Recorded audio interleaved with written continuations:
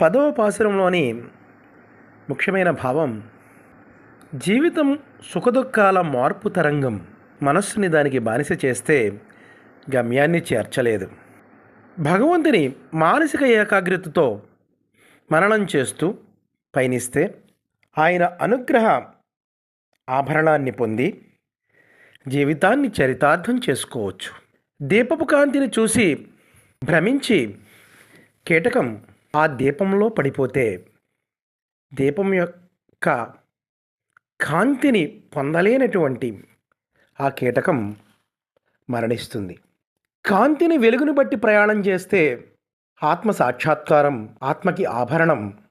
మిడతల దీపంలో పడిపోతే ఆత్మనాశనం. ఈ విషయాన్ని గ్రహించి దీపపు వెలుగులో ప్రయాణం చేయడానికి మన ఆత్మని